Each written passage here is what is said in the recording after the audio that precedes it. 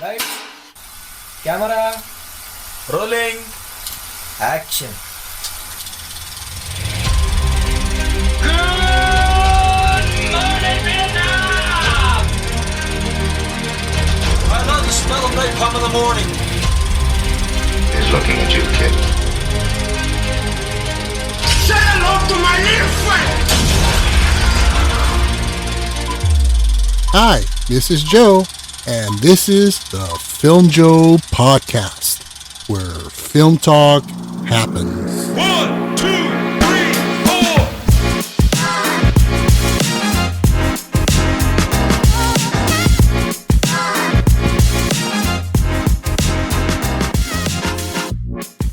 Hi, I'm Joe, and welcome to the Filmjoe podcast for this very, very special episode. Today we are covering two classic, iconic horror films of the 80s. So I'm here with Daisy, my co-host. Hello. And we're joined by a very, very special, awesome guest, Sean O'Connor of the podcast Cine-ful Cuts. Welcome, Sean. Thank you guys so much for having me. I am so excited because I am a super fan of the Filmjoe podcast. Well, thank you. Well, we're super fans of your show. You guys rock. Absolutely. Well, thank you so much. I can't wait to talk about these films. Oh my god, I'm so excited just to go over the body parts alone. Are you kidding me? Oh, God. I love these films. Daisy may be a little different opinion here, but we'll get to that. We'll get to that. Yeah, Daisy, I have a feeling you and I might be similar, but I don't want to spoil anything. We'll get to it, but I have a sneaky suspicion you and I are going to be spot on. All right. Well, I hope I don't disappoint. Never. Now, Sean, I mean, first of all, again, thank you so much for joining us. I know you're super busy right now. You and Shannon, your co-host, you guys are moderating a book signing for, what's it called? Summer Screams, right? Yeah, we got Summer Screams tomorrow. We're so excited for that. That is so awesome. And well, by the time this episode comes out, it would have already happened. But I mean, it just sounds amazing. I mean, what is it? Six horror authors, correct? We got 5 horror authors plus myself and Shannon. So this is great. Since this is going to post afterwards, I'm just going to lie and say it went fantastic. Everybody said I was really good and super handsome, and I was taller than I really am, and it was the best thing ever. So, all right. No. Oh wow! Well, I'm sure it's going to be just exactly as he just stated, exactly the same. I hope so. Yes, it will. I hope so. Well, you know what, Shannon's going to be there, so I know it's going to go great. Yeah, and she, you got yourself an awesome co-host there. Oh, she is the best. I mean, honestly, Daisy, you'll attest to this. I mean, it's all about the women. It is just all about the women. You know what? I like a good balance. Well, I mean, I wish there was good balance, but what I do is I just prop Shannon up in front of me and I hide behind her and I make her do all the hard work. Oh my God. That's kind of me with my brother. No.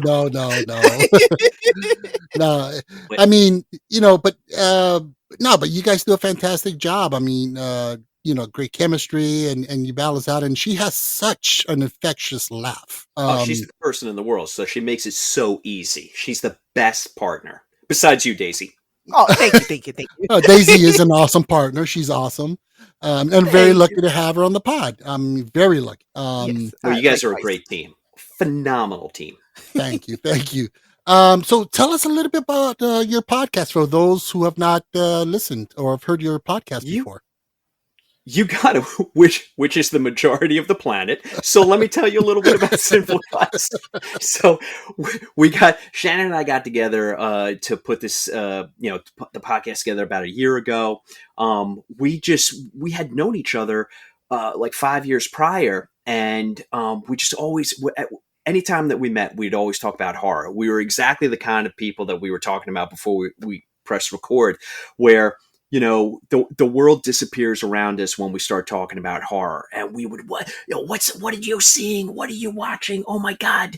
Did you see this? In the movie theater? Did you catch this on cable? And of course, after COVID, everybody was like, I think I can do a podcast, during COVID. And I thought the Right. same thing. So, I kind of learned, all right, this is how you do it. And, kind of Frankenstein the thing together, but I couldn't find a co-host.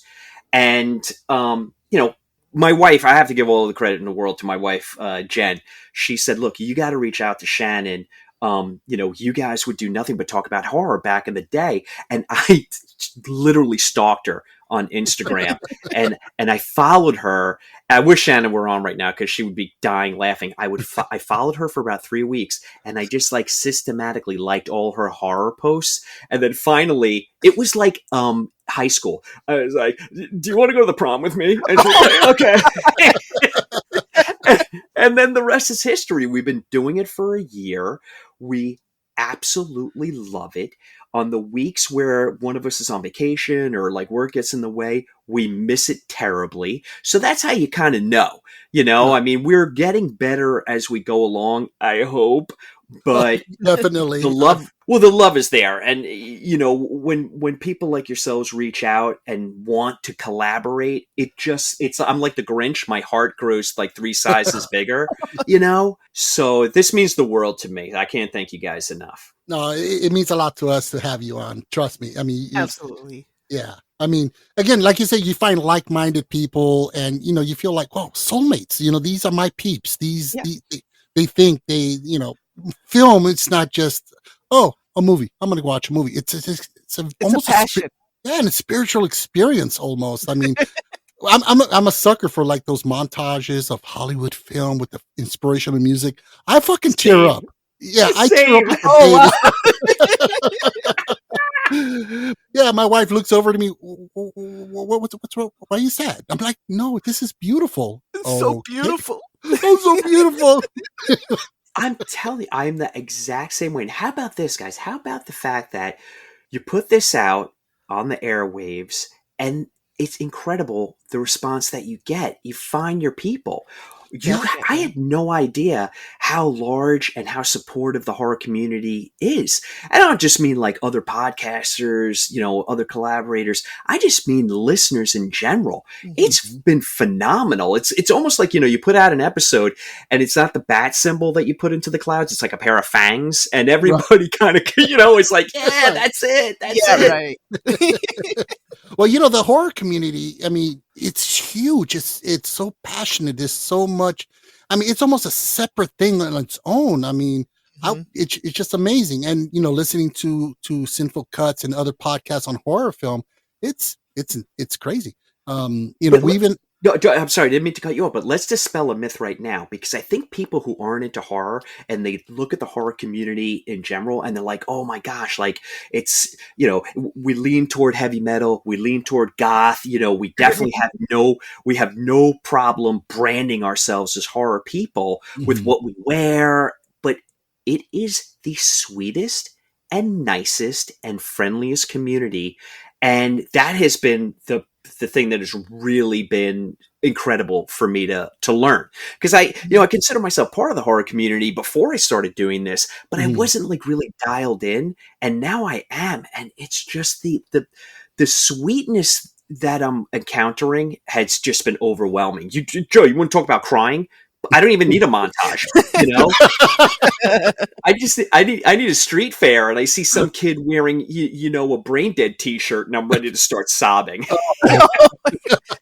Oh, by the way, great freaking movie. Love Brain Dead. Oh, we'll cut up some Peter Jackson down the road someday, I'm sure. Oh, absolutely. Well, I have to say you guys are definitely becoming, if not already, part of the horror landscape and a huge part of it. I hope so. I mean, that's so sweet of you to say that. I hope so. I mean, look, we just want to carve out a tiny little niche. And then, of course, if it blows up and we become hugely successful, then I'll turn into a raging asshole. And then they'll make a VH1 behind the scenes about me and it'll be great. And that's what I aspire to. There you go. Right. Me likes. Oh my God. All right. So what do you guys say we jump into the episode? Yeah. Oh, let's do it. I'm all dying right. for it. Fantastic. So, but before we continue, let's just get a little reminder out there. We're not professional film critics here, far from. We just love film. We love talking about movies and breaking them down. And and also there may be spoilers in this. So if you haven't seen any of these two films, you have been warned. That's right. That's fair. That's fair. Fair enough, right? They've been warned already. So we're talking about the Re-Animator series. There's actually, I believe, 3 films in this series. That's what I heard. Yeah. And we're not going to talk about the third one because personally, I didn't care much for it. But the first 2 are just fantastic for me. And they're based on a series of short stories written by H.P. Lovecraft back in the 20s. And they were like serialized in a magazine. And it was his take on Frankenstein, I guess. Yeah, definitely. I got that vibe right off the bat. Yeah, he has stated that he's not very fond of the story, or he wasn't fond of them. I mean, he did it for the money, but great stories. I mean, although from what I understand, I don't know, Sean, if you can help me out here, the films or the film itself really doesn't resemble too much. It kind of went away from what the original source material was, right? Yeah, I mean, look, they modernize it, of course. They basically take the, pun intended, the bare bones. But they do. They take the bare bones of the story. And just going back to Lovecraft, I think most people have a hard time with Lovecraft after you found out what a galactic piece of shit he was, in real life.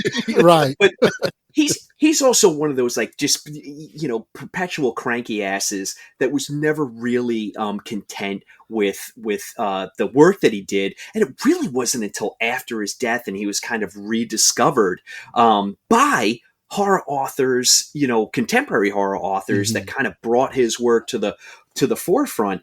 That's when it really, that's when his popularity blossomed. I think had Lovecraft been alive during his popularity, he would have hated it because he hated everything, and he would, like I said, he was just a cranky ass. So Right. I'm glad Stuart Gordon and Brian Yuzna did what they wanted with it, because why not? Let's have some fun with it. Mm-hmm. And it is tons of fun. Oh, definitely. All right. More fun than I think it's more fun than they even were aware of. But let's get to it. I'm sorry, I'm getting ahead of myself. All righty. So it is now time to reanimate. Herbert, you're insane! Now what happened? I had to kill him! He's dead? Not anymore.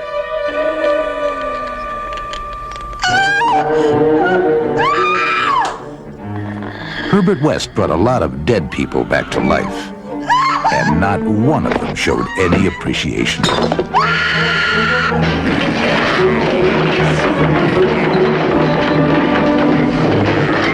H.P. Lovecraft's classic tale of horror, Re-Animator. Mr. West. You'll never get credit for my discovery. Who's going to believe a talking head get a job in a sideshow? It will scare you to pieces.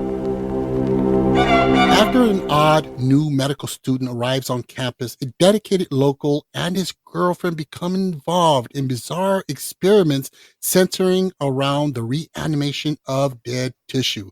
The film we are talking about here today is Re-Animator from 1985, directed by Stuart Gordon, and it stars Jeffrey Combs, Bruce Abbott, and Barbara Crampton. All right, so on this film, we're going to rate it on the Filmjoe scale of 1 to 10 green syringes. Okay. Oh, I love that. I love everything about that. Yes. Yeah, you can't go wrong with the green syringe, right? All right. Not at all. I mean, this is maybe I'm revealing more about myself than I should, but it always reminds me of Jello shots. Oh, you know what? I went to a Halloween party where they had syringe Jello shots. Aren't they the best? That was badass. Right? They're just the best. I mean, I know I'm so silly, and I'm 4 years old over here, but I love that stuff. I absolutely do. It's so much fun. Maybe because I didn't get to experience that as a kid. Well, you shouldn't really. Yeah. Sucking Jello from a fucking syringe. Daisy, maybe you're revealing more about yourself than you should. Well. Daisy, is this something you want to tell me here? I plead the fifth. Oh, God. Good call. Good call. Yeah, no, I had I had a bad experience with 4-leaf clover Jello shots on a St. Patrick's Day party, and yeah, they were good until like the seventh one. Oh yeah. Eesh. Yeah, Well, look, yeah, that's how you know you did St. Patrick's Day correctly. Is if you have, it always has to end with, and then I had a bad experience with right, what, and then it's like dot dot dot insert liquor here. Oh right. my God. Oh Good gosh, times. good. Yeah. Okay. Wait, guys, wait, you know what else the shots remind me of? Like Jello shots for sure, but it also reminds me of Ghostbusters Ecto Cooler. Oh, Oh, It's like the same damn color. I can't help yeah. but think about it when I see the syringe. But anyway, I mean, look, Daisy, Joe, now you are experiencing what I put Shannon through when I go on 17. I go on sidebars from my sidebars into another sidebar. oh So my please, I'm giving you two permission to be like, Sean, focus. I won't take offense. Just keep me on track. So No, sorry, no, Joe. I interrupted you. Please, what were you saying? I'm gonna end up following you. I know. I know. I love it. It's great. It's great. I'm over here tearing up with laughter. Oh my god. So okay. So Sean, let's get your take on your guest. Give us your takes on oh shit. What were Re-Animator? Reanimator. Okay, so I'll give you guys. I'm going to do the Wayne's World. And I'm going to take you guys back to the mid '80s. Okay. So we're in the heyday of Blockbuster Video and the local video store. You know, R.I.P. It just shatters my heart that they don't exist anymore. You know, like the corner video store. Oh yeah. Yeah. So Re-Animator. I don't think I knew one person who saw that film in theater. If you guys did, I'm going to be insanely jealous because this movie was a VHS staple. I Yes. think it was it was kind of a combination of the cover art, which let's be honest, gang, most of the horror movies from the mid 80s that we adore, we got sucked into because of the cover art, Yeah. you know? Oh yeah. So you got Jeffrey Combs there with the syringe, sitting down at his little like lab table, and then there's that vague figure in the background. And on a Friday night with your friends, Re-Animator. All right, let's give it a shot. That movie went into the VHS, the VCR, and it never came out for honestly probably like 2 years. It became one of those Friday night friend movies, on in the background at a party movies because I'll break it down like this. The first half hour of Re-Animator, it's okay.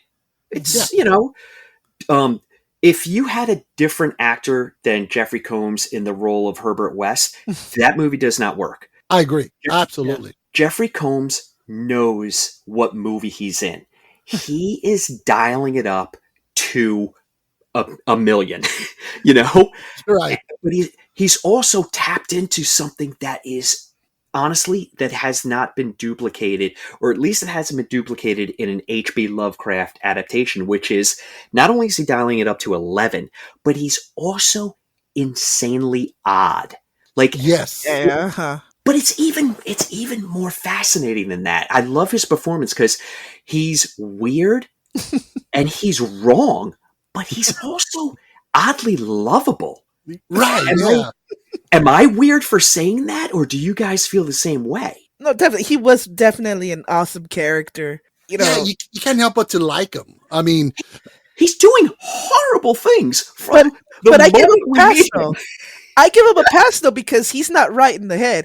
Dan, on the other hand, he's absolutely wrong. He has Oh, no hell business doing yeah. the shit that he's doing. Oh, Daisy, you knocked it out of the park. Dan's the villain in the movie. But Yes. we're supposed to think he's the good guy because he's handsome. So I this ain't is gonna like, help this guy. yeah, this is the problem with the 80s. It's just like, well, no, he's tall and he's good looking and he's got a really square jaw, so we got to follow this guy. Where, meanwhile, I mean, here you got Jeffrey Combs, and okay, look, he's doing horrifically wrong things, but it's in the name of science and to better mankind. Hmm. Like, do the ends justify the means? Right. Probably not Right. at all. He gets a little murdery, A little, But- yeah. but it is weird. It's a fascinating trio because you've got Dan and you've got Megan. Oh my gosh, could we talk about Barbara Crampton for a second? Oh, she was fantastic. Love me some Barbara Crampton. How about the fact that she is horror royalty? I mean, look, Bruce Abbott, hugs and kisses all over your sweet, handsome face. I don't necessarily know where he is now, but Jeffrey Combs and Barbara Crampton are certifiably horror royalty. Oh, Like, yeah.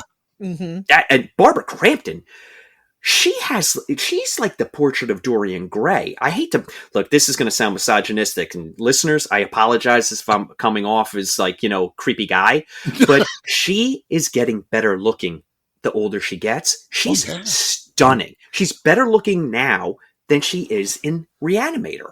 So Wow. I was doing when I was doing my research, and I'm on Google and Google Images, and it came across Barbara Crampton. Now I'm like, no, this must be a mistake. This woman, she must be like how old? Like 65, something Beautiful. yeah, I would say about 65, and I follow her on Instagram, and she also seems like the coolest person out there. Oh yeah. I've seen her interviews, like on, what was it? In Search of Darkness, that really awesome documentary on horror. Oh boy, I love that. Oh, it's amazing, and she's in Yeah, that. that's a good one. Yeah, and she seems so chill, so cool, and most people be like, "Oh, I want to distance myself from this lowbrow stuff." No, she embraces it. I mean, that's and her 100%. Yeah. As you should. So, okay, you guys say again. I can never follow the highway straight down. Always got to turn off at an exit. So, you guys asked me a simple question. What do I feel about the film? Okay, so the first 20, 25, 30 minutes, it's kind of like a routine medical procedure. This guy's odd. He's definitely up to something. He's kind of incorporating his roommate, kind of against his will. And of course, the girlfriend wants none of it. So it's a little standard. Yeah. And it's directed. It's craftsmanship, direction. It's nothing extraordinary. Stuart Gordon's doing a fine job. But then we get to the scene in the morgue with, I'll call him like the bodybuilder guy. Yeah. You know what I'm talking about, gang. Oh yeah. So it's our first holy shit moment with the reanimated corpse. And Stuart Gordon, he's this is where I was like, I see you. Oh, you fucking Stuart Gordon, I see you. Because you've been playing coy with us for about a half hour, and we're thinking like, all right, this is just going to be, look, it's here we are, mid-'80s. This is going to be a standard, horror movie. Nothing to, we'll certainly return it in 2 days when Blockbuster says we have to have it back, and we'll forget all about it. And then this scene happens. Oh. And this is Stuart Gordon. The craziness goes all the way up the dial, and then Stuart Gordon ends that tiny scene and goes, "Hold my beer." And then and the next scene is even crazier, and then he goes, "Hold my beer." And then the next scene is even crazier. It is. I watched it again today, and I was high-fiving myself. Stuart Gordon has, in that one set piece, he has 4 to 5 mini set pieces within that just escalate the craziness further and further and further. And the first time I saw this film with friends, we maybe weren't even paying attention to that first half hour because it's not remarkable. But once this happened, we were like, wait, what is this? And how did we get more of it into our eyeballs? And then the remainder of the film is all of that.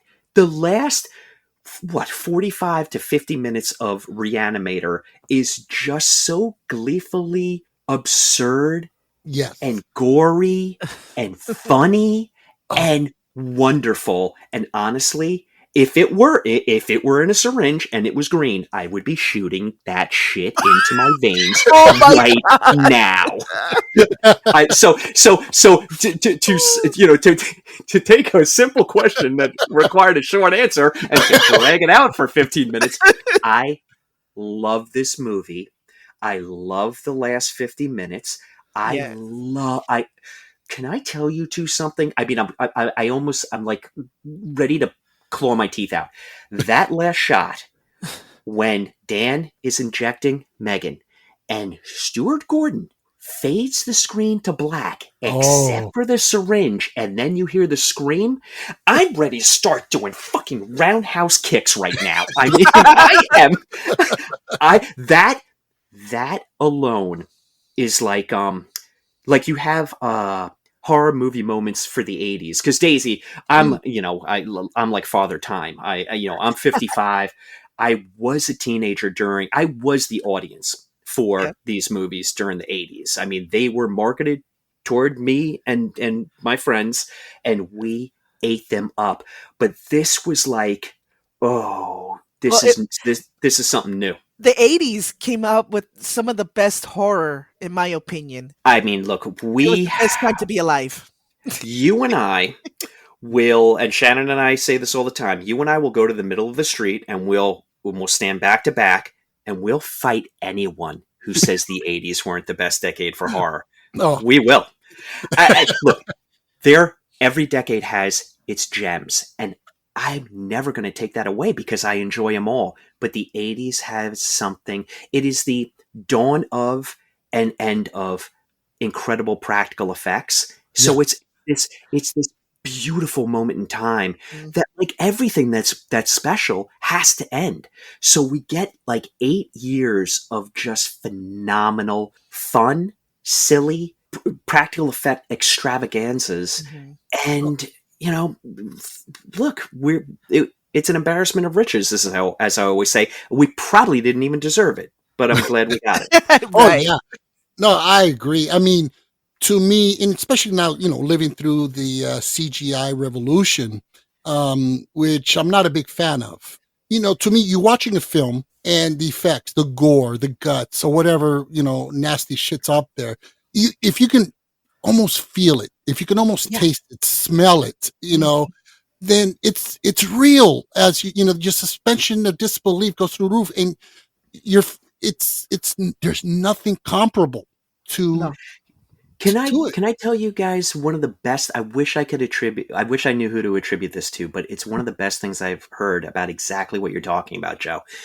Practical effects look fake and feel real. CGI looks real and feels fake. Well, I heard it on a podcast, and I wish I knew who said it. And once I heard that, it was like the most true thing I've ever heard in my life. And, Shannon and I were talking about this when Godzilla -1 came out. Now, that VFX team, they did phenomenal work, and they won the Oscar. It's like 25, 27 people, something like that. I just saw Deadpool and Wolverine, which I love, by the way. But the VFX credits went on for 7 minutes. Like, and then you look at a film like Re-Animator or Fright Night or the Blob, the 88 Blob. Oh, yes. And yeah, sure. All right. It was a team. It was a team of people, men and women getting together. But I don't know, maybe there were like, 18 to 30 people to a team, and they created literal magic. I mean, it just, I know I'm so corny saying this, but it is. If you're a horror fan, if you're a horror movie fan, you have to look at those 80s movies. And I know if you skew younger, you're probably looking at them like they're a little bit janky. But you have to put yourself in the shoes of people that were seeing that for the first time. Yes, exactly. It was transcendental. Oh my God. Am I really making this more than it was? No. The thing is that, the person, it takes great imagination, because you had to use the imagination back in the days, because they didn't have the technology that, is available today. They had to use their imagination and get creative. And, that's something that you need to appreciate. Well, have you ever heard, what's his name? Tom Savini, something. Yes. Tons. Yeah, he's the man. Hey, Daisy, Tom Savini's in Pennsylvania. Maybe we'll go stalk his house. I'll pick you up. I'm like right next door to Pennsylvania. Let's go. Tom Savini's listening to right now. Oh, I think I need to move. Yeah. He's getting the shotgun down. Trust me, Tom Savini is not scared of me. I guarantee you that. Oh God, oh Lord. But yeah, I mean, the stories that he would tell in a lot of interviews that I've seen of him, and director would come up to him and say, "Hey, we need this done." Okay, and on the spot, he have to literally invent and engineer the effect right on the spot. Ingenuity. Yeah. And not to take away from computer guys who do this, the CGI It's stuff. hard. That stuff It is is. definitely hard. Oh yeah. Oh, But I get that. absolutely. Yeah, but these guys, on the other hand, they're putting together foam latex rubber and pipe cleaners and scotch tape to create shit that just make you puke just at the mere sight of it. And that's just back to George Méliès, who did Trip to the Moon. He was a magician and he created special effects. That's the magic. What a great. I'm applauding you right now. What a fantastic example. Yeah. What a great example. You nailed it. Yeah, and and that's what movies are all about. I mean, Movie you can, magic, literally. Yeah. you can create something on screen via a computer, but there's nothing like bringing it to life, literally, because you're watching the film, we're watching Re-Animator, and the severed head in the pan. It's there. The actor is looking at it. He's touching it. He's got his head in the fucking guts. It's and you can feel it, and you vicariously you're experiencing it. And I think that's where the disconnect comes in with CGI. And I'm not gonna lie, I'll watch some movies that have some heavy CGI, and I'll enjoy it, like Godzilla X Kong. I mean, that was just an animated film. Yeah. Yeah. But I enjoyed the hell out of it. Like you're saying, I did. Which is the point. It did what it was supposed to do, but yeah. And but you got this over here, this movies like The Howling, which we recently did on your show, Sean, and just an amazing film, or An American Werewolf in London, Dawn of the Dead, all these great films. Yeah, I love the werewolf transformations. I you know what? I remember watching when Thriller came out. I remember it was on MTV like every half an hour. And and I remember I was so into I remember Mom and Dad bought me the beta, the video, I remember tape, that. and it had the making of Thriller. Mm-hmm. And oh my God, I love the when they were doing the makeup for the Rick the Baker. zombies. But but the werewolf transformation, oh my God, that was just so freaking awesome. Oh, Honestly, it was so cool, and that's when VFX people started becoming like rock stars. Oh yeah. I mean, I had my monthly subscription to Fangoria, and Rob Bottin, Tom Savini, Dick Smith, Tom Savini. These guys, like you said, you nailed it. They were the rock stars to us geeks. Yeah. We were the ones. Tell me if you can identify with this, Sean. We were the ones that we see Tom Savini's name on the screen and we fucking applaud. Yeah, still do. Still do, my friend. Yeah. Oh yeah. And people around you are like, who the fuck are you? What, Tom who? And I think that these guys actually inspired you to do some really weird shit. I remember you walking around with a little box in your hand and telling people to open it and finding like a severed finger in there covered in fucking ketchup. You remember that shit? Oh, yeah. I mean, gluing cornflakes to my face and Rice Krispies to my face to look like the Mummy, and all I looked like was a weird kid who had cereal on his face. But in my mind, I was Karras, the Mummy. It could just transport you into whatever you wanted to be. And honestly, I think that's what I love now in this moment. Shannon and I went to Blobfest last month, and we saw a lot of young kids who were super into horror, and it made my heart swell because I'm like, oh, you're gonna encounter some of these movies for the first time, and that's awesome. I'm so excited for you. Also a little bit jealous. I'm not gonna lie, because you can't help but put yourself in their shoes and feel nostalgic for when it happened to you. Right. Yeah. And but it's just like these kids were so cool and they were so into it. And, not to be like, and they were so respectful to the genre. I mean, look, it's there for you, do with it what you want, Mhm. but they were just like, they were dining out on 70s and 80s horror when I was talking to a lot of these teenagers, and it just made me, I was thrilled for it. I was That's absolutely awesome. thrilled for it. I mean, Well- look, I'm not ready to go anywhere anytime soon, and I'm certainly not passing the torch. I'm holding on to the torch, and they can pry it out of my cold dead hands. But it is nice to think that somebody will come along and crush my rib cage and rip that torch out and continue on with it.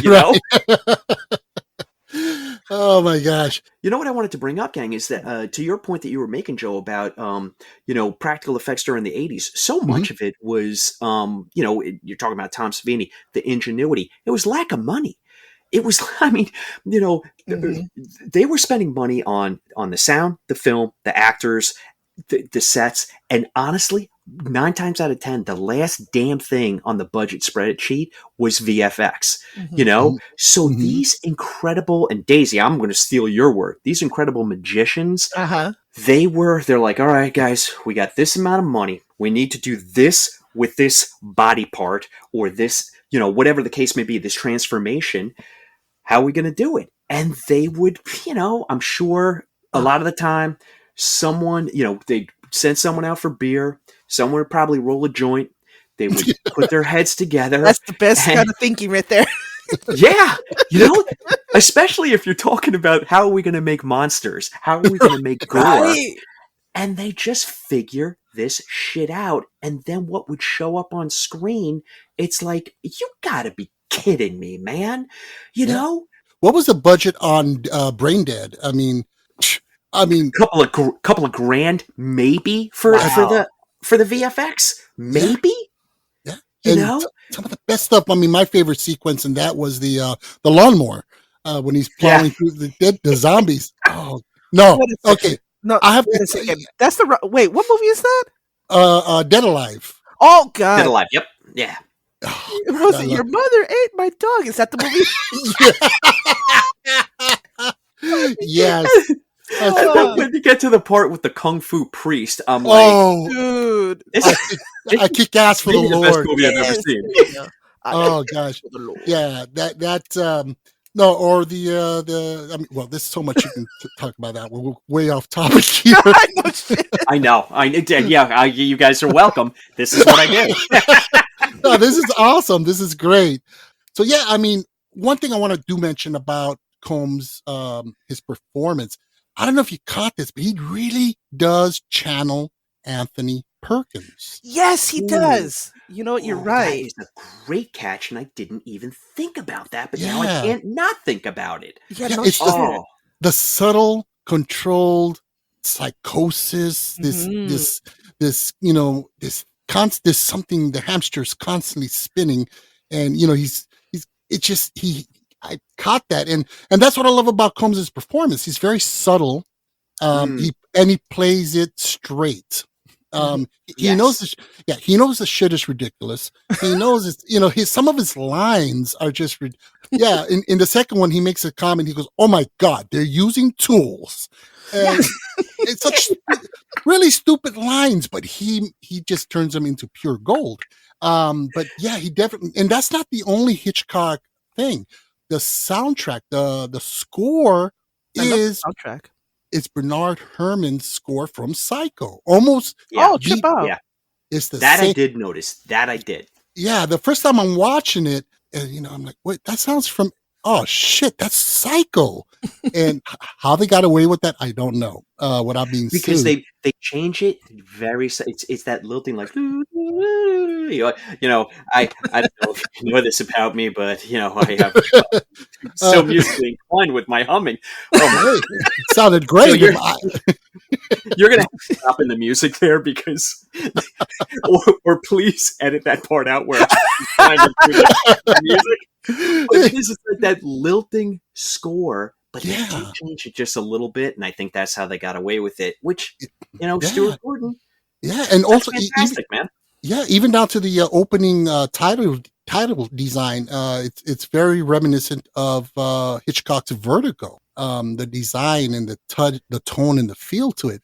So, I really love the credit sequence, by the way. oh, Like it's Yeah, that great. was pretty cool. yeah, the medical drawings Oh, I and the love it. colors that they used, and then of course Brian, is going to duplicate that for Bride of. But I thought I really liked it. I geek out on the small things, but I appreciate that stuff. Mm-hmm. Oh no, it's the best. Now, what was the name of Dr. Hill? What was his name? The actor who played him, David Gale. David Gale. Which, oh, dude, I love speaking of his. which, my God, he was awesome, and I'm gonna tell you, Yeah, he scared the shit agreed. out of me. He was Yeah. creepy as hell. Okay, I'm gonna tell you, not many things scare me anymore, and when they do, it's like, oh hell yeah, that was badass. There's a part in this movie that I'm like, oh my dear lord. So he is now headless. His body is holding his freaking head, and he's hovering it over. What was her name? Megan. Oh, Megan, Yeah. yeah. Oh, And that was. oh god! And then he's getting lower and lower.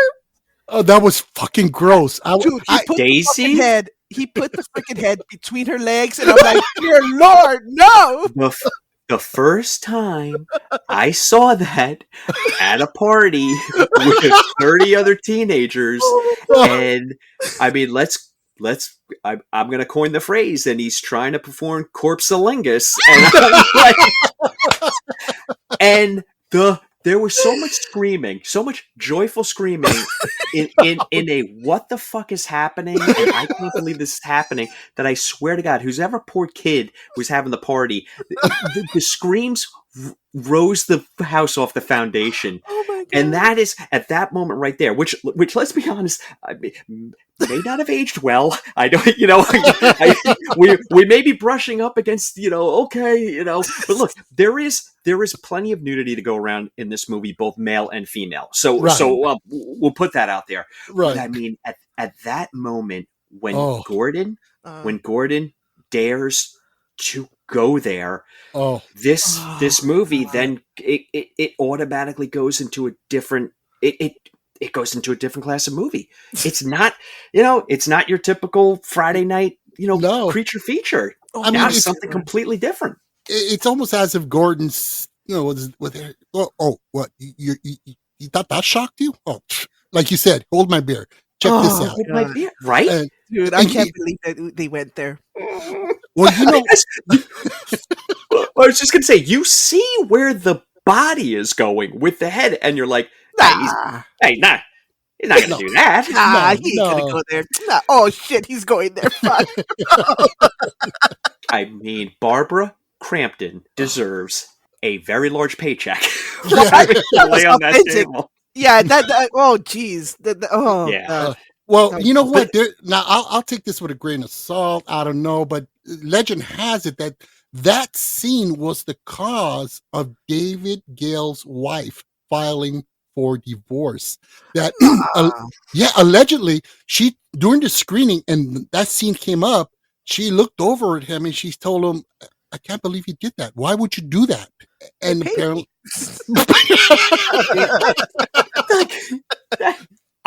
I have a feeling there may be more more going on in that marriage than just that scene, but I don't know. it may have springboarded things. I don't know, but yeah, that was a pretty disgusting sequence, but shocking and classic. I mean, Yeah.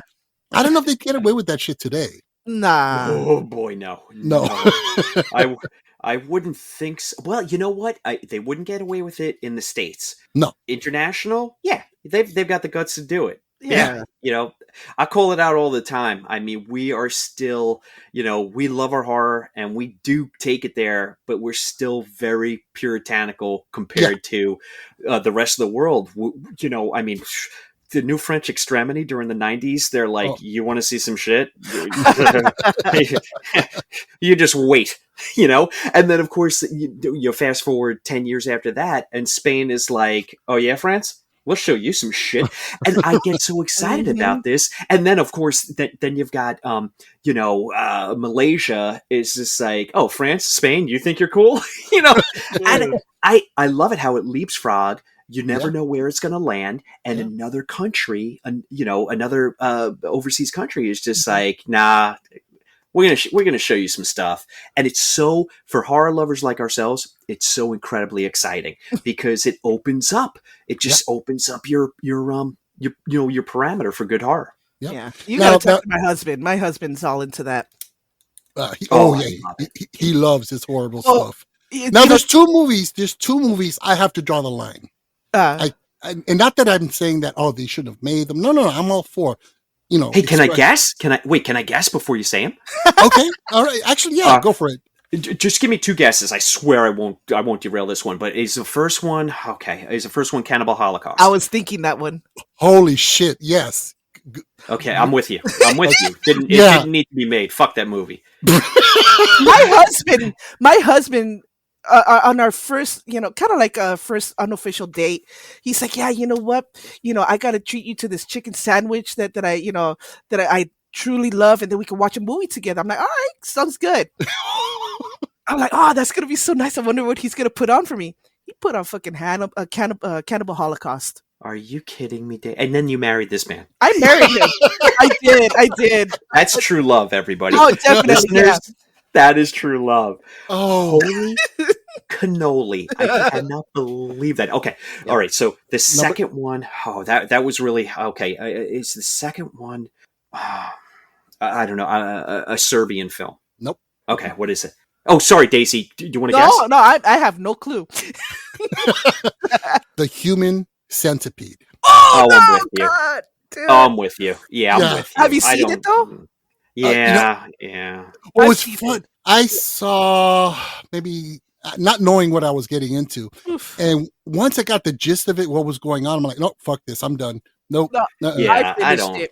Yeah, and that's just pure gross out. Yeah. I mean, there's fans out there.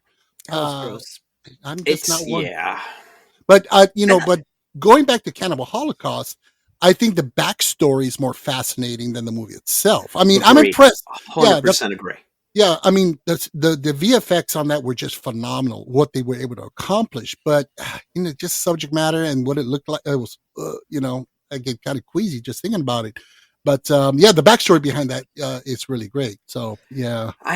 I'm with you. Kind of, I wish that, I wouldn't mind a movie. I wouldn't mind a small little independent film about the making of that movie. And then post-production where he told the actors to get lost. And the cops actually were like, you fucking killed your actors and you're going to jail. And he was like, hello, Giancarlo, could you please come back? I'm going to prison now. So I love that. I love the ingenuity of that. And like the crazy, who am I madly in love with? The William Castle of it, like the showmanship.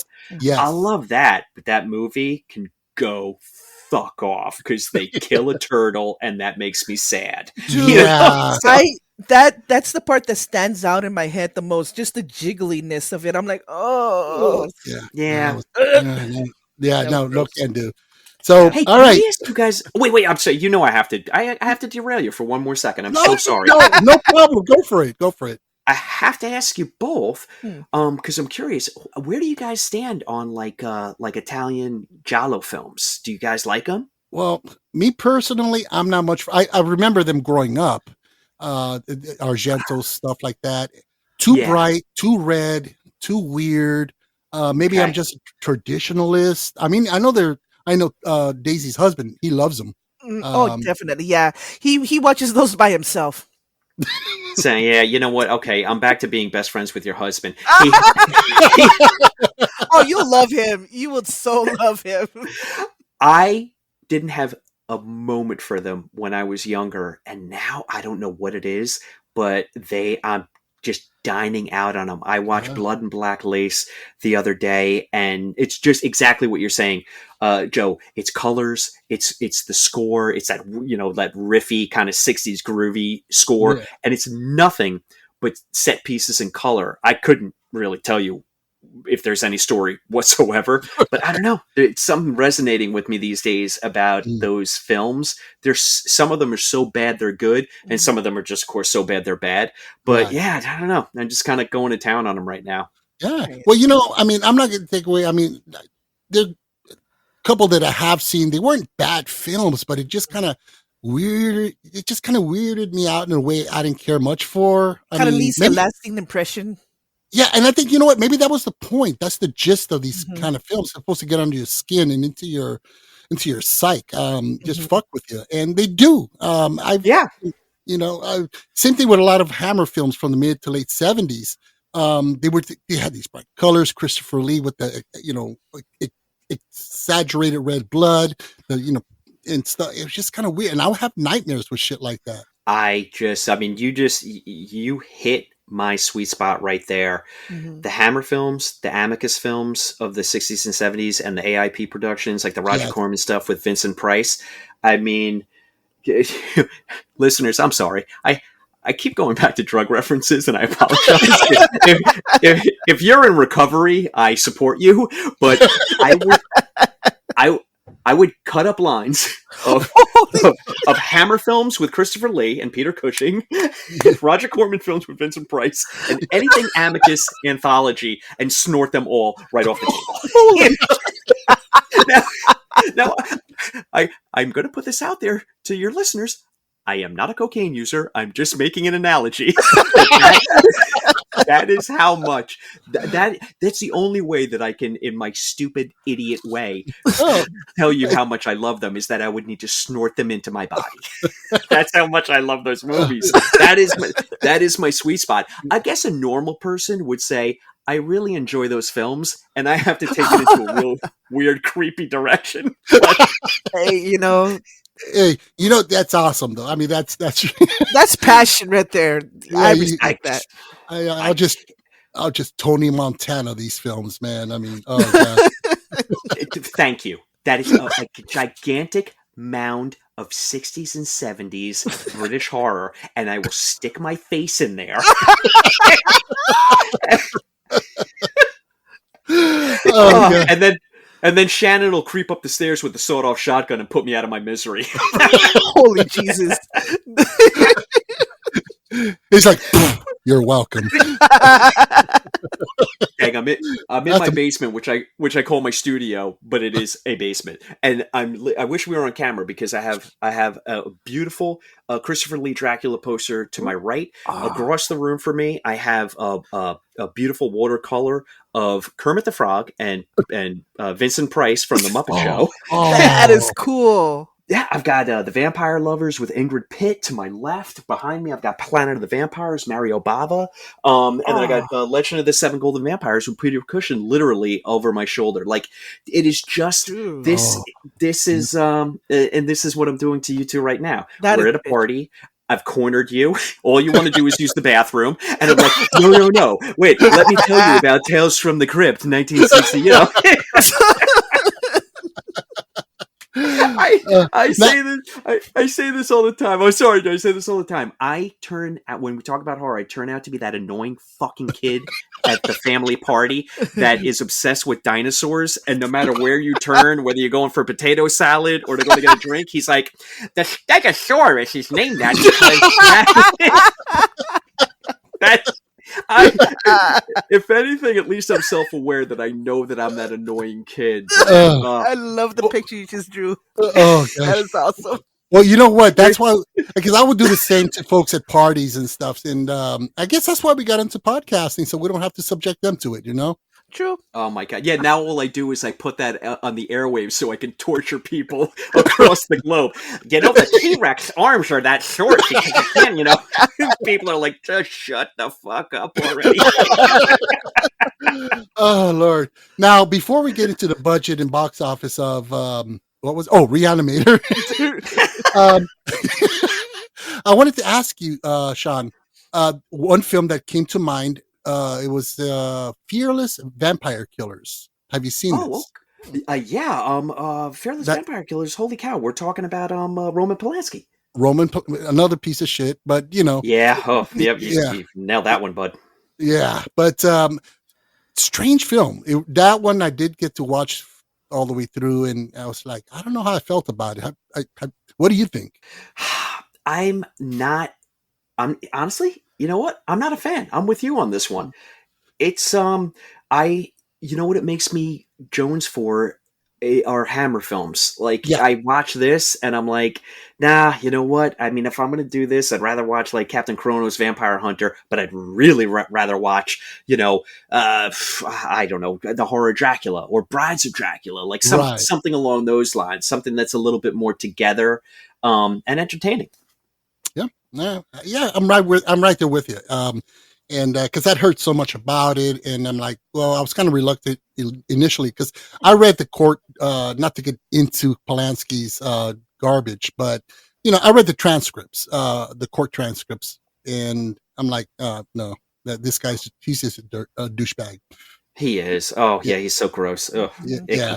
So, all right, so let's get into the budget and box office of Let's do it. Re-Animator. So the budget at the time was about $900,000, which is about $2.6 million today. Okay.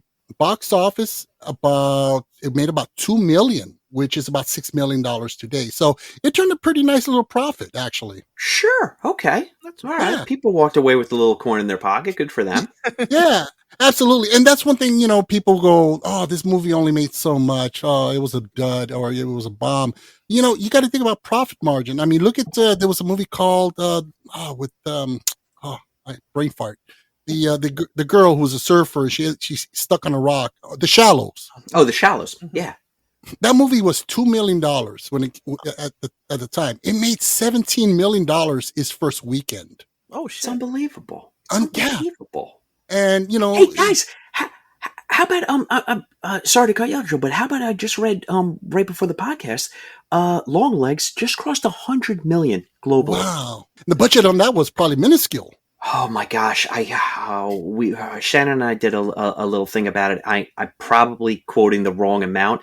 I'm going to say 10 million. It's probably 15. But can you imagine that? Wow. I mean, 15 million into 100 million. And look, guys, I say this on our podcast all the time. I hate to talk about money, but we have to because it's an integral part of the process. Right. And it's why, look, you could say it's for the art and creativity. Absolutely. That is 100% there. And that's what we love. But these people also need to pay their bills, Right.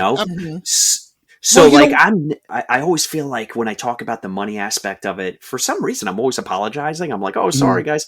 But it's a really important part of it because if Gordon doesn't make money on Re-Animator, then there's no dolls, there's no space dolls. truckers. He needs this to go forward. And so many of these VHS directors, I'm not going to say they were living paycheck to paycheck, but they were kind of living paycheck to paycheck. Right. They weren't making a lot of money. They were really doing this. Some were doing it because they were just like, jobbers and they just want, they just want to crank it out. With like the Gordons, the Yuznas, a lot of the directors that the Tom Hollands, the Steve Miners, they've got a passion for it. Did they want to make money? Of course, everybody who gets behind the camera does. But they really had a passion for horror and genre in particular. And you have to respect that. Even the jobbers, they tried to leave it all up on the screen. Sometimes it worked, sometimes it didn't. Yeah. No, and and in turn, it incentivizes and inspires younger filmmakers to go, you know what? They hear these Cinderella stories. Oh, it cost $1 million, it made 200 million. And it gives them that inspiration to bring their art onto the big screen and to share with us these incredible ideas and stories. And so, yeah, I mean, I always loved the small budget film that exceeds expectation. And when I see, like you said, Sean, it's not about the money, but when I hear movies like that make like Longlegs make so much money, that's awesome not because, oh, hey, somebody's lining their pockets, but because people are going out there to watch these films and they're catching on and it's just an amazing thing. It's really awesome. That's why I do the budgets. I mean, in the numbers to kind of highlight. I love that you do. I love it. It's honestly, it's one of my favorite parts because I obsess about stuff like that. Yeah. Now let's go into some reviews and scores. Roger Ebert, our favorite film critic, love Roger Ebert. People talk so. He was a snob, but he was great. I always loved this. Oh, I love, and he really supported genre films. Yes, he did. Mm-hmm. So I gotta love that about him. Yeah. So for this one, he gave it 3 out of 4 stars. Wow. I get that. Yeah, I get Yeah. that. Yeah, he said that he walked out somewhat surprised and reinvigorated, if not reanimated. Nice. Nice. I bet And Gene Siskel hated it, and I oh, love Siskel, I really do. But I oh bet yeah, he hated the fuck out of that movie. yeah. I am. I like how they bring both of their opinions. Oh, they were just awesome and a Yeah. class act. I mean, Hmm. like I was telling Daisy last time we did last episode we did, you know, Siskel, Ebert, they're the reason why we openly talk and discuss and rate films now. Hell yeah. Yes. That's why Hell we. yeah. Yeah, they are the pioneers. Love them or hate them, they started something, an open dialogue to share with the rest of the world, and that's amazing. Because before that, it was just the LA Times, the New York Yeah. Times. That's where you got your reviews. There was nobody on TV talking about films and giving their opinions. No, they So became a household name brand. yeah, Joe, absolutely. Saturday, PIX, Channel 11, Saturdays, 7:30. I was watching. If they, and they invariably review a film that I was obsessed with, and God forbid they both were like, "This is a piece of garbage." It would break my little tender heart, you know. I Oh, would still go. I'd still go see it, but I'm like, oh, Yeah. yeah. either like it or don't like it. Well, They had that kind of sway over us. Mhm. yeah, 1984 when they reviewed Ghostbusters, I was like, those motherfuckers, really? They hated it, and but you know what? That's what makes them great. So Yeah, let's yeah, yeah. it's true. It's true. So IMDb, it's sitting at a 7.2, Metacritic 73, Okay. Rotten Tomatoes critic score 94%. Wow. Wow. Yeah. And Wow. audience score at 82. And Letterboxd has this at 3.8 stars out of 5. So very well received and did really well box office wise as well. Oh my God! Do you have? I know it's not time to do it yet, but do you have the stats for Bride of Re-Animator? I sure do. I sure do. Okay, all right. I don't want to get ahead of us, but I don't think we're going to get those scores. Alrighty, so let's go with our ratings. Sean, you're our guest. You go first with your rating. Okay, well, look, I can't possibly do 10 syringes out of 10, but I'm going to give it 8 green syringes out of 10. Okay, pretty solid. Okay, Daisy. Well, let's see. I'm gonna give it 8.5 syringes. I love that scene where the cat stuck onto his back. Oh, that was fucking Oh my God, hilarious. yeah. That shit had Oh me my die. God. That was freaking hilarious. I'm like, oh Jesus. So yeah, it had his chuckles. It had his, it's scaring his.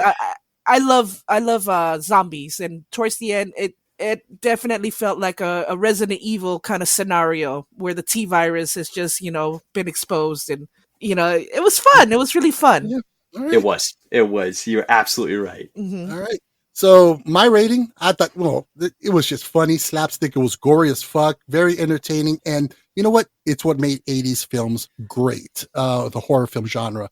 That's the stuff of legend. So my rating, I'm gonna go with my brother with another mother over here. 8 out of 10 green syringes. All right. All right. Good Yeah. times. It's great. It is a great film. Yeah. But I mean, I have to reserve 10 out of 10 syringes for something like an American Werewolf in London or The Thing. You know? Yeah. Yeah, absolutely. All right. So what do you say we jump into our next film? Yes. Okay, let's do it. I feel like Uh, the wheels might come off the bus for me a little bit here. All right. So it is now time to meet our bride in parts. Herbert West is not just your ordinary doctor. Others dare not dream what we are about to do. He intends to make medical history This is no longer about just reanimating the dead. with the help of Daniel Kane It's never gonna work. She's gonna be uncontrollably spastic. and a few select friends. West took my body, but he cannot take my mind. He's about to bring his dream to life. And God created woman. Dr. Herbert West and Dan Kane discover the secret to creating human life and proceed to create a perfect woman from Dead Tissue. The film we're talking about is The Bride of Re-Animator of 1990, and it's directed by Brian Yuzna, and it stars Jeffrey Combs, Bruce Abbott, and Claude Earl Jones. So, on the Filmjoe scale, we're going to go on a scale of 1 to 10, bat heads. Oh, nice. Oh, I like that. Yeah. That was batshit crazy. Oh, thank you very much.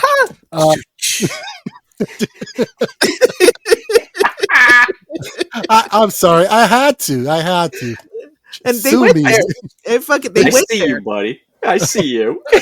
Oh God. All right. So, Daisy, your takes on this. Was this your first time watching this? Well, this was my first time watching both of them. Wow. Oh, okay. Yeah.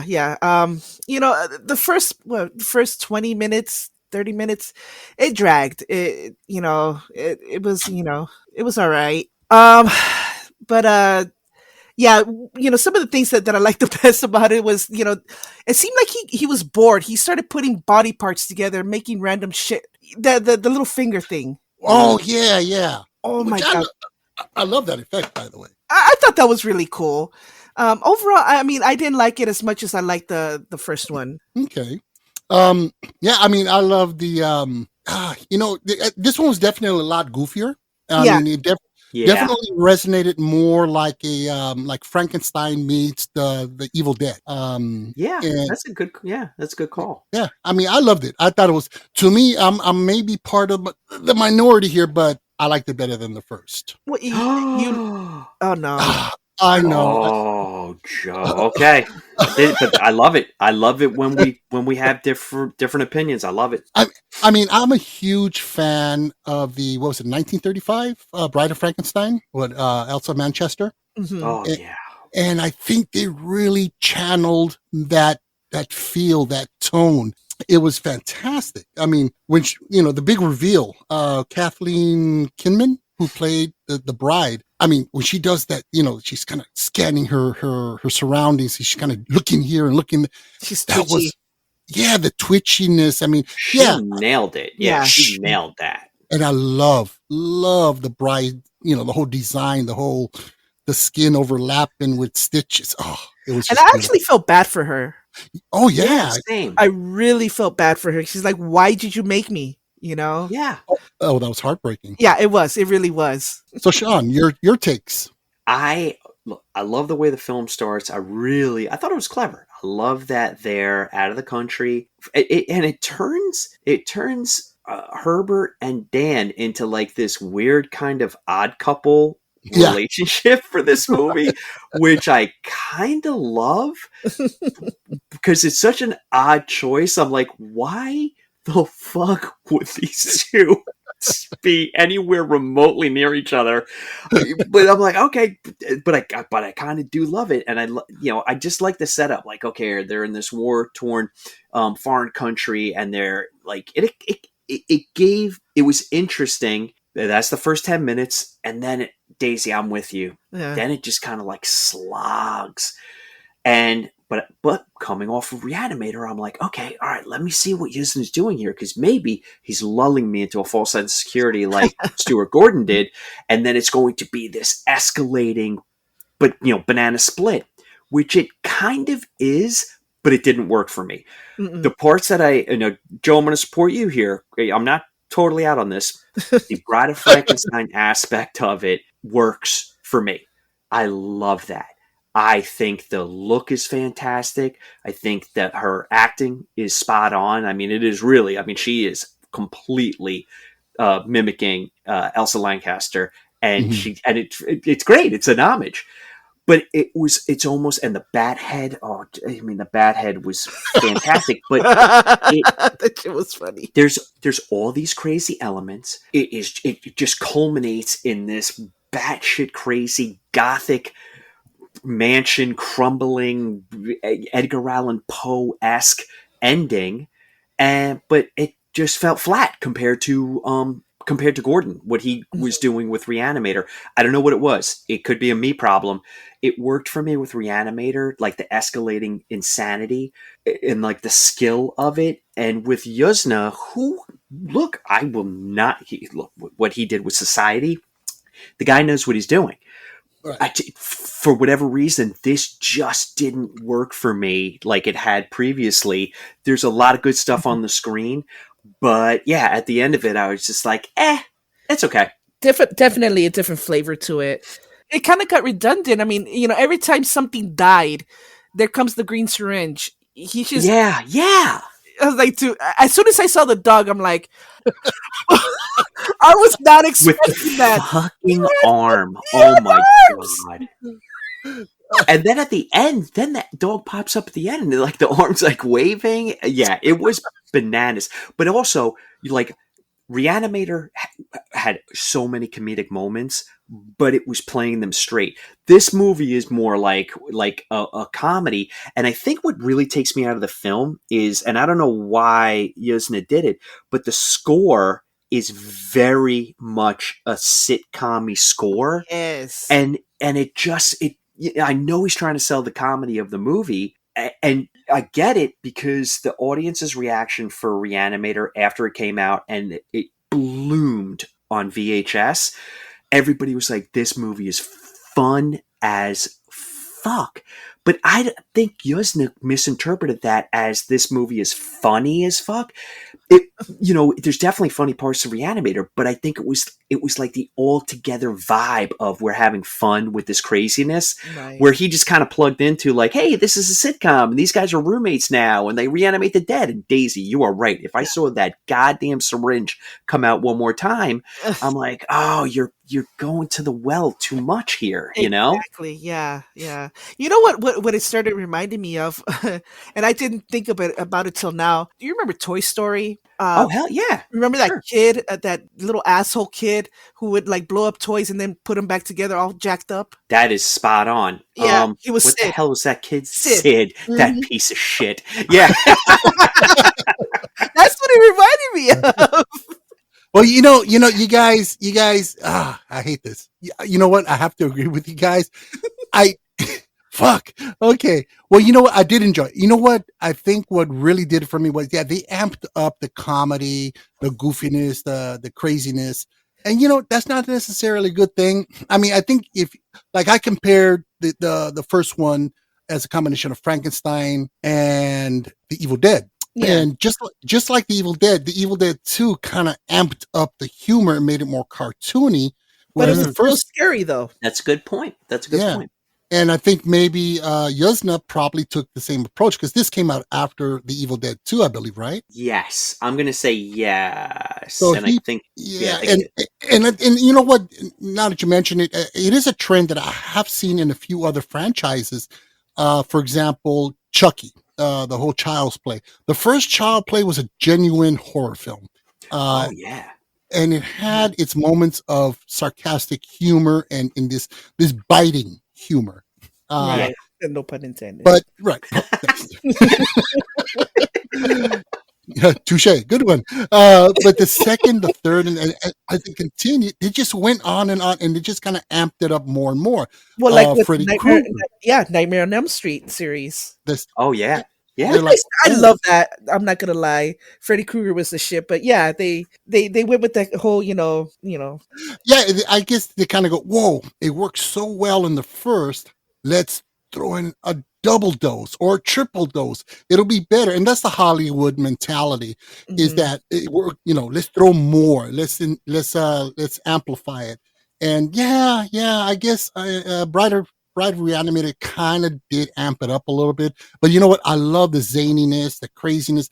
I mean, it just goes into full-blown crazy, in its climax. And almost like John Landis with the Blues Brothers, where he just opens up the can of crazy and just let it all pour out, Yeah. And like, you're watching, what the fuck is this? This is nuts. And yeah, I did like it more. And you know what? I think the selling point for me for the Bride of Re-Animator was the bride herself. I mean, to me, her reveal was fucking epic. And and also Jeffrey Combs stole every scene. Everything he said. I mean, he just knocked the shit out of it. And he was having fun, and you could tell it's a character that he respects and loves. Yeah, and he was on fire. Yeah, he was on fire. Oh, how about that the speech blasphemy before what? God? Yes. Oh, and that would, rang so Frankensteinish, but it was beautiful. It was amazing. And so maybe I'm just, like those little pack rats, they see shiny shit and they're like, oh, I like it, Well, no. Well, I mean, but with a film like this, you do got to take the good, try to find, just nitpick and say, hey, you know what, this was awesome, this was awesome, because it did. I mean, I didn't like it all that as much as the first one, but it did have its cool points. I do like that the graveyard scene where that chick, she's running from these zombies and she's hiding behind one of the tombstones, and oh, that was great. Yeah. that was really cool. I did like. I wanted more of that though. Yeah. I will say this for Bride of that I really respect is that, and you guys have brought it up spot on, is that Herbert West. So we got Herbert West is the Frankenstein, and then you got Dan is kind of like they change his look. He's got this long flowing hair. He is shirtless. An alarming amount in this movie, but I mean, shit. If my body looked like Bruce Abbott's, I would not wear a shirt anytime. So good on him. But like he's almost like Lord Byron. Like he's almost from like Mary Shelley time. Yeah, the look, and he's got that he's in that flowy white shirt. Then you've got the Bride of Frankenstein. So it's weird. Like, it's almost like this amalgamation of, we have the 31 Frankenstein film, we have Mary Shelley's novel, and I think Yuzna and Joe, I'm kind of putting the pieces together. You see what I'm doing there? I'm Frankensteining it all together. Give this movie a little bit more credit for having that kind of fun with it, of saying like, hey, you know what? Let's take a little bit from the novel. Let's take a little bit from the movie. Let's make it bonkers as hell. And like, let's be playful. So yeah, I don't know. Maybe I need to, check myself before I wreck myself over here. The whole thunder, lightning atmosphere. I loved it. It was almost a love letter to the Bride of Frankenstein. That'll give you 100%. Didn't he utter the words, she's alive? Yeah, he certainly did. I was waiting for it. Yes, right? She's alive. Yeah, all right. You know what? You're getting a couple more bad heads out of this than I was ready to give it. You just increased your bad head count. All right. I did it. We just need to have it rationalized. Yeah. Well, you also have, and of course, West's poetic demise at the hands of his creation, which apparently in the third, because it's a third one, so he didn't die, but I'd rather not. I would say the third one doesn't exist, and he did die at the end of this film. And I would like to. Yeah, I'm with you on that one. Yeah, I mean, I'll tell you, Daisy, you were like, oh, this was okay. The third one, you're gonna. You watch a third one, you're going to go, oh, that's dog shit. Well, actually, can I ask a question? Sure. How is it that Mr. Bathead is able to control all of the other reanimated bodies? I didn't get that. Who knows? Yeah, okay, I thought I missed something. I'm like, why is he the one with the ultimate power to freaking, control these dudes when nobody else Casey, not only is there no explanation for that, there's no explanation why he's still ahead. Because his skull was crushed at the end of Re-Animator. Well, how he's even able to talk without a freaking larynx? Yeah, but these are the kind of things that it's a suspension of disbelief. That if you're a horror fan, just don't, you just have to be like, okay, it is all what right. Is. Yeah, guess we're not getting the explanation on that one. Wow. It was Green Goop 2.0. That's what it was. That's all I gotta say. Yeah, he was the only one that was still intelligent or somewhat. Yeah. All right, I have to ask you too. All right, it's 2024, soon to be 2025. Don't you feel, or do you feel, that Re-Animator is ripe for a reinterpretation? Yes. Definitely. Right? In the right hands. Yes, exactly what I was going to say. Someone who feels the way we do about the essence of what makes great, fun horror. Yeah. And not James Wan. No disrespect, to James Wan, but No. Do you hear that he's on the cusp of signing to redo Creature from the Black Lagoon? I saw that. Cool. And I'm kind of like, part of me went, oh, hell yeah. But the other side is like Insidious and all that stuff. And I don't know. Look, we did an episode on Creature from the Black Lagoon. Shannon and I had so much fun with it. But at the end of the episode, we spent 20 minutes on the remakes that have supposed to have happened since the 70s till today. Everyone was attached at some point. Everybody wanted to make this movie. So until it's actually on the screen, it is never going to happen. It's just one of those films that gets into development, and for some reason, it just goes up in smoke. Yeah, well, I think I might know why that is, why it's so hard to bring something like that, because there was a certain beauty and honesty and just goodness about, say, the original Creature from the Black Lagoon. It wasn't just a film. It was his own entity. It was, you can't redo it. I mean, do you think that maybe somebody like Guillermo del Toro would be able to pull something off like that? Ooh. He was attached to it. He was attached, Daisy. Oh, no, really? Yeah. What? Yeah, he was attached. The crazy thing is, he was attached to it before he became, quoting, I'm doing air quotes, Guillermo del Toro. Right. Yeah, he was coming off Kronos, and he just had a hot hand. I can't remember the producer. It was a very famous producer who brought him on board. He wanted to do incredible things with it.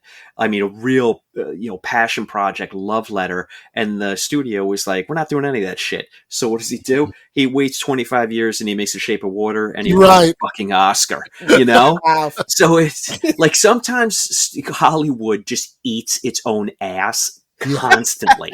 And it happens. Creature from the Black Lagoon, the productions that never get off the ground are a perfect example of that. Wow. Well, I think Guillermo del Toro would have knocked that out the park. I mean, I love his work. Even Crimson Tide, which was kind of critically panned, I loved it. I thought it was the most gorgeous thing that my eyes were able to feast upon. Mm-hmm. So, yeah, who knows? Yeah. I love Crimson Tide with Denzel Washington, and I love Crimson Peak, the movie that Guillermo del Toro.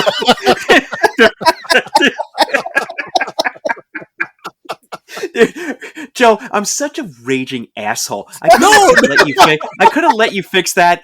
I could let you fix that. I didn't want to. Okay. Daisy was texting me. She's like, "Fucking Joe, such a long movie. Get him, Sean." Oh God! Oh, after I'm like, I can fix this in post. Oh, okay. Thanks, Sean. Thank you. All right, for that. You know what, buddy? You just got yourself the first 3 rounds are on me. When we eventually meet up, the first 3 rounds are on me.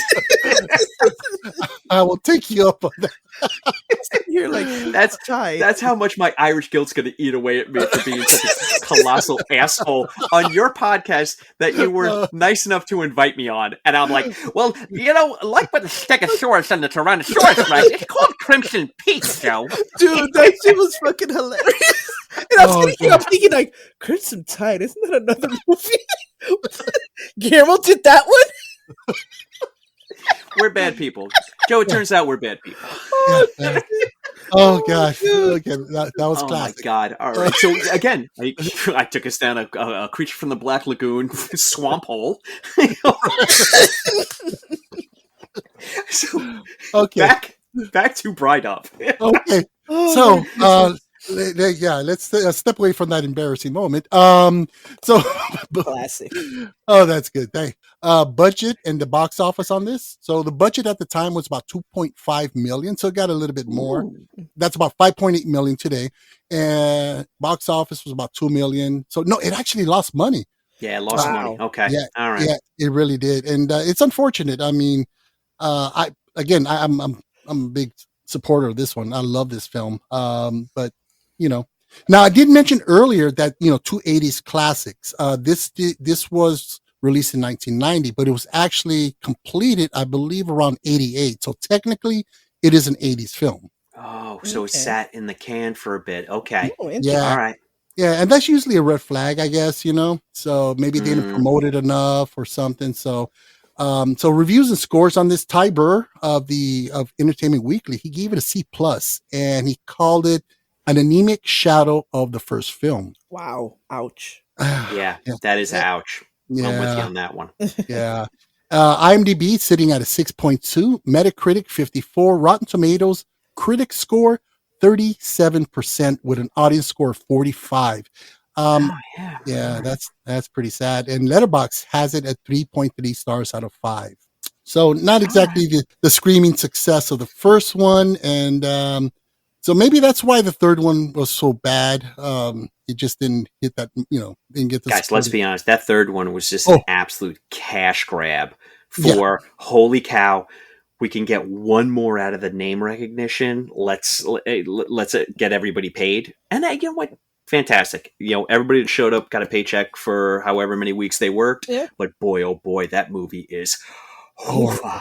There's a scene where there's this one guy, he injects himself with the serum because he's using it like a drug, and he turns into like the skeletal creature, right? And he's hanging around there, kind of like you can tell it's a prop. Oh my God. I swear to God, you can see the cable attached to the back. I had to rewind it and freeze frame it and laugh my ass off. That was the only part I really laughed at. That just sounds like a movie just to watch for shits and giggles. Oh, yeah. Right? Yeah. Yeah. Oh, yeah. I mean, not even that. I mean, I won't go insofar as to say I'll watch Drop Dead Fred again over that, but that was fuck no. Sean, help me out here.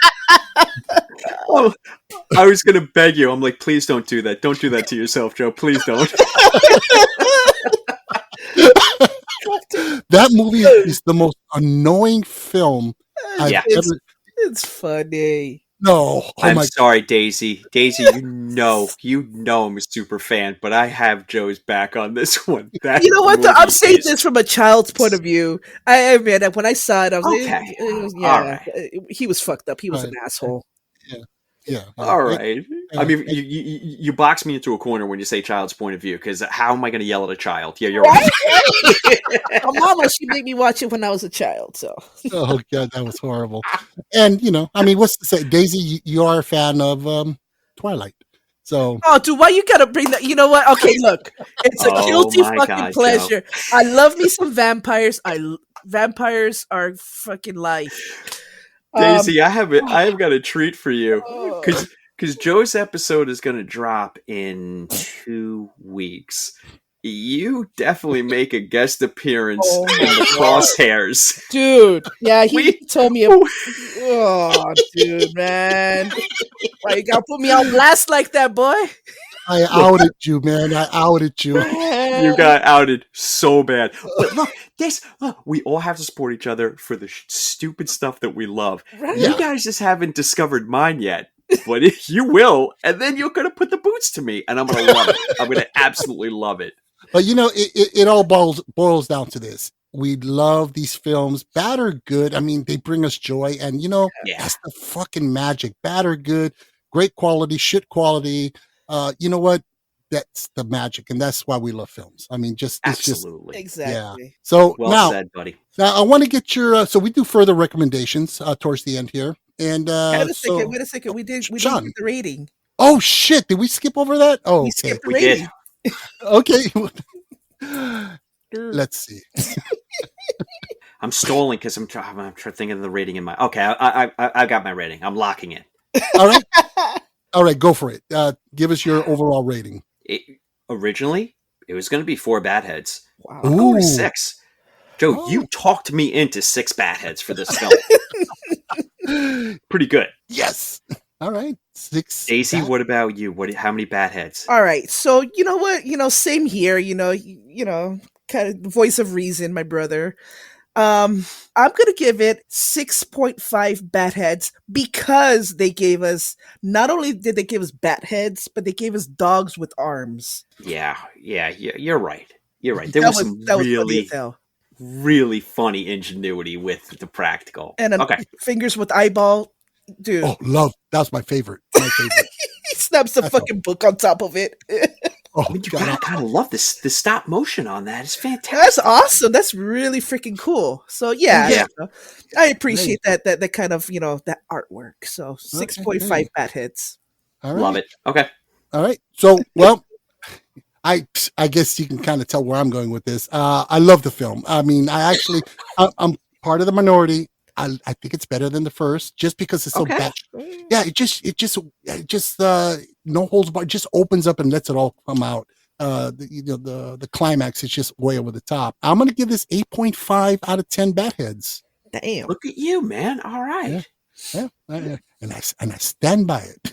Well, And you should. You stand And you by it. should. Yeah. Just like I stand by my Twilight. Well, We're so anyway. gonna get you. We're gonna get to that one of these days. Oh gosh. All right. So now we will go into our recommendations. So Sean, along the vein of these kind of films, give us a couple of recommendations that you really love, along that. You got it. All right. So staying with the just ripping through some 80s goodness, the film that I always think of after watching this is Return of the Living Dead. Oh, Yes. Oh my God. Right? Yes. I mean, it's just like you're just kind of like on that high. You just finished Re-Animator. You're like, that was so fucking awesome. Oh my God, what am I putting on next? And it's just like, oh, do you want to party? It's got to be Return of the Living Dead. yes. That is yes. Oh my God. That's one of my that's favorite zombie movies. Yep, Yes. that's my vibe right there. And then look, if we're gonna go, if we want to come down now, because we just had 2 bangers in a row, and we just kind of like settle down now for the third one, maybe I'm gonna go with Fright Night. Maybe. I mean, I know. Look, I know it's like we're taking a whiplash right turn into a vampire movie, but we're kind of coming down a little bit, settling in. Yep. Yeah, I think that's a nice 3 movie night right there. Oh my God, Awesome. yes. Best de-transformation scene I've ever seen in Fright Night. Oh yeah. Amazing. Just beautiful. Very Oh, I love it. Love I that love movie. it. Yeah. I think I'm going to watch that tonight. I love that film. Love it. All right, Daisy. Now, what about you guys? Yeah, what do you guys have? Oh, geez. Let's see. I mean, there's so many. You know what, Joe? You go first. I got to mull this over. Okay. All right. I'm going to go with Hellraiser. Hell yeah. Oh boy. Yes. Oh my God. You just decanted a beautiful bottle of wine and you're like, oh, you know what would go great? This other beautiful bottle of wine. Yes. Oh, that is so good. Yes. Damn, I wish I had said that. That's really good. Oh, I love the most disgusting sequences, and just it's genuinely terrifying. And because a lot of 80s films they were fun horror. They were like I would call kiddie Halloween type films. They were fun. But this was genuine fucking terror. I mean, it wasn't like there was no levity anytime in this film. It was just so dark and bloody and gory, and just this feeling of hopelessness. I mean, just fantastic. You're like the perfect DJ. You're keeping that beat up, like you're keeping that vibe going, which is so important for like if you're chasing horror movies and you want to keep it going, you have to you got to keep that vibe up. What a good choice. Love that one. That one and From Beyond. Bit weird, but really, really good. Oh my gosh. Thank you so much for bringing that up, Joe. Love. That actually could, this is a completely separate podcast, but that could be my favorite Stuart Gordon movie. Really, really love From Beyond. It is so cosmically weird and I love it. And beautiful. And beautiful, yeah. Just incredible. Yeah. Yeah. So Daisy. All right. So you know what? Just because I haven't seen it in such a long time, I would go with Funhouse. We mentioned it earlier. Oh. I'm watching that this week, by the way. Daisy, you just put that right back on my radar. Nice. Yes. I haven't seen it in such a long time. I would love to watch it again. So that's definitely, my number one. And then you know what? And then to kind of match with your vampire vibe right there that you brought up, Sean, I would go with another one of my favorite vampire movies, Lost Boys.